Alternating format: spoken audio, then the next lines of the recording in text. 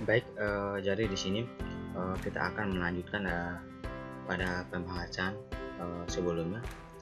Nah, jadi pembahasan di sini adalah di mana kita akan membahas yang berkaitan ataupun lanjutan dari yang berkaitan dengan keberlangsungan bisnis pada UMKM di tengah pandemi COVID-19.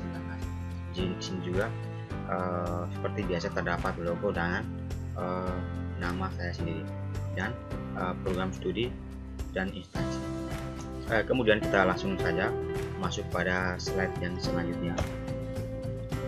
Nah, jadi di sini kita melanjutkan pada pembahasan sebelumnya, kita masuk pada bagian hasil.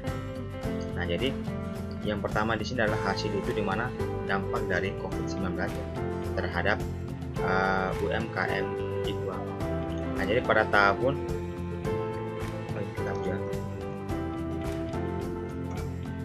jadi pada tahun 2006 dan 2010 usaha mikro kecil dan menengah UMKM mengalami peningkatan yang mengembirakan karena UMKM menyumbang sebesar 57% dari PDB, di mana UMKM dapat meningkatkan bukan karena kualitas, melainkan tenaga kerja, modal serta aset mereka.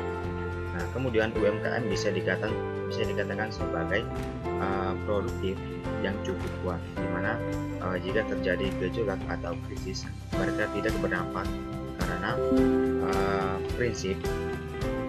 Nah, jadi karena prinsip dan kemandirian yang dimiliki, yang artinya mereka tidak tergantung pada lembaga apapun dan memiliki modal sendiri, sehingga mereka kokoh di dalam peranan UMKM.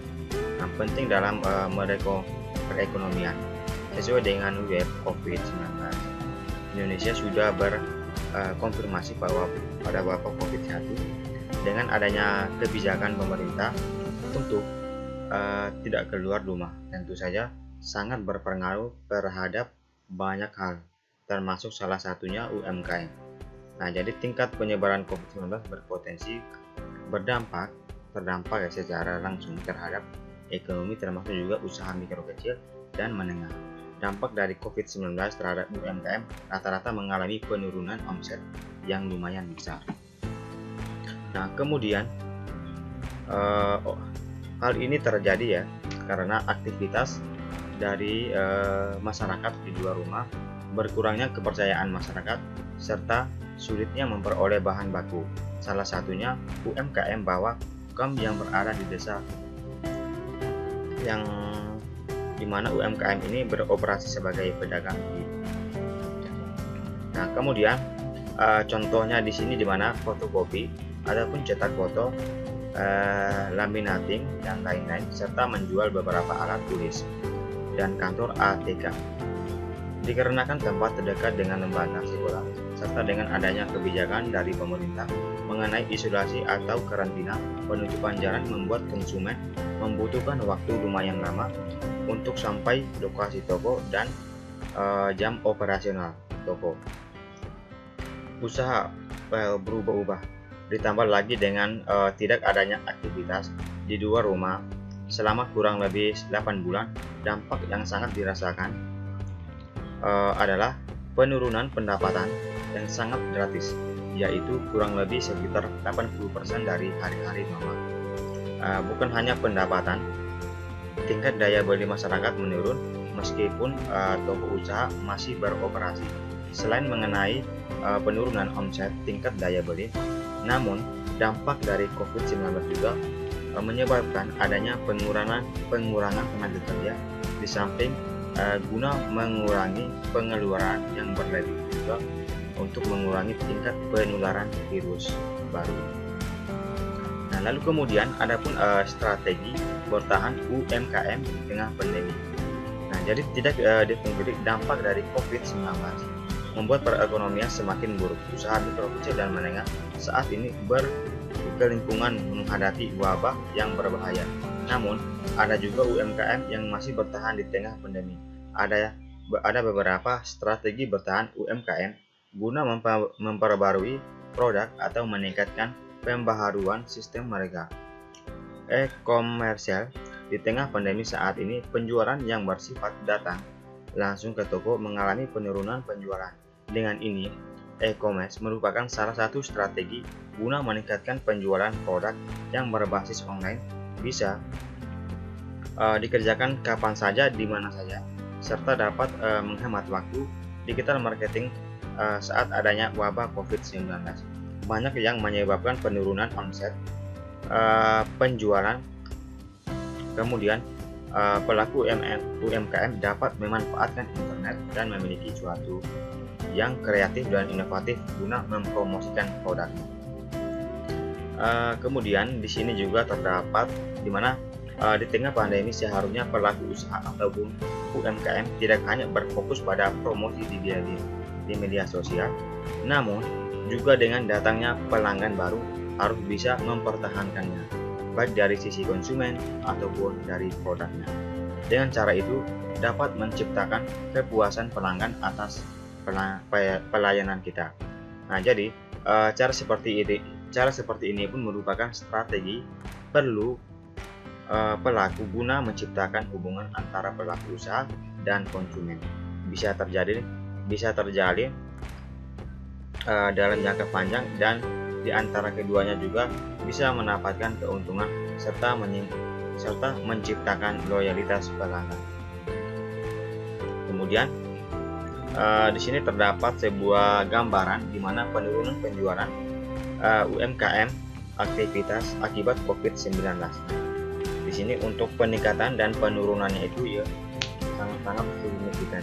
Nah, jadi berdasarkan hasil survei yang tertera di atas itu, di mana sebanyak 36% responden tidak ada penjualan. Selanjutnya sebanyak 26%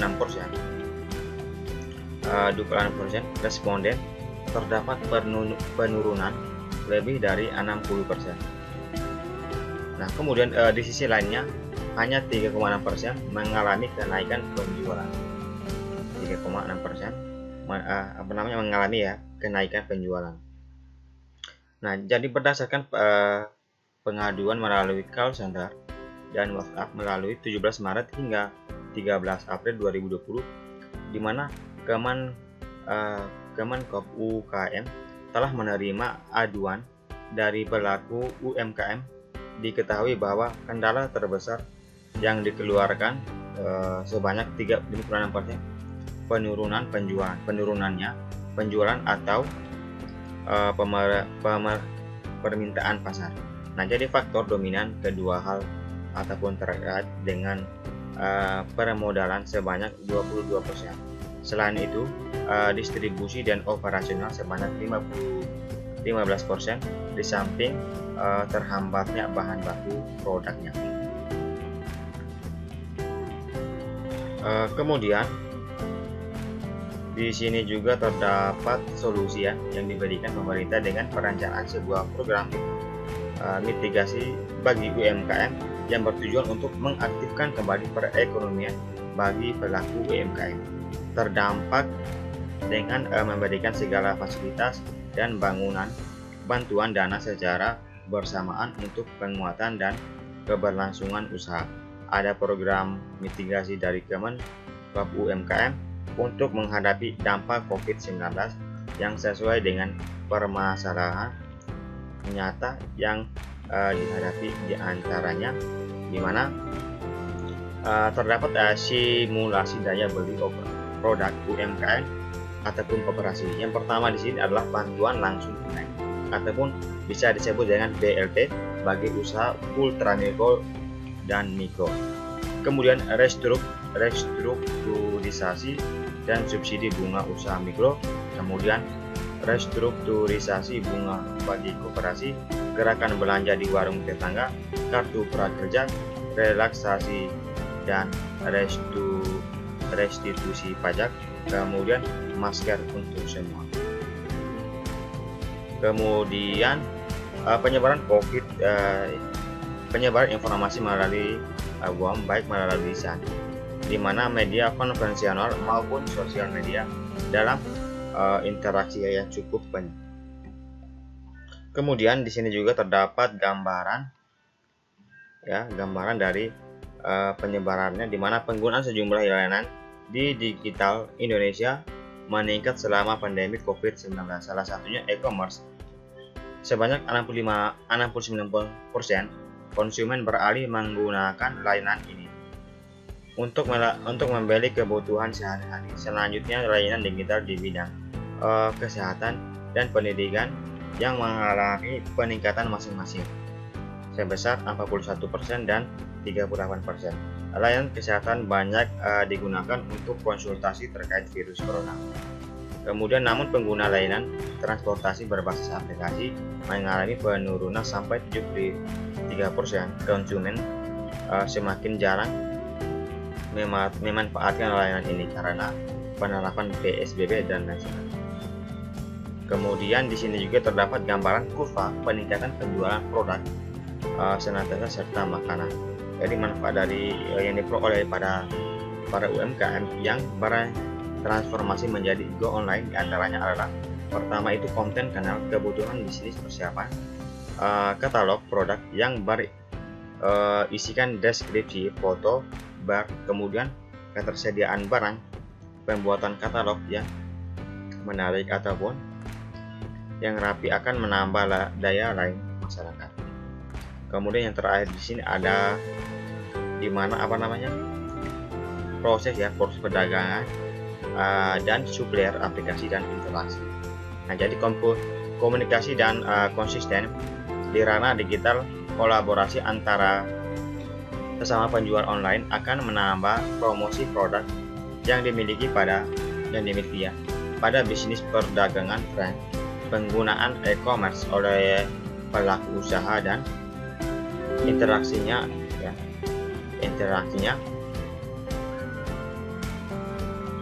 menemukan ataupun lebih siap bagi pelaku usaha dalam tidak eksis lebih awal dalam penggunaan marketplace dan menentukan dan momentum baru bagi pembisnis yang baru.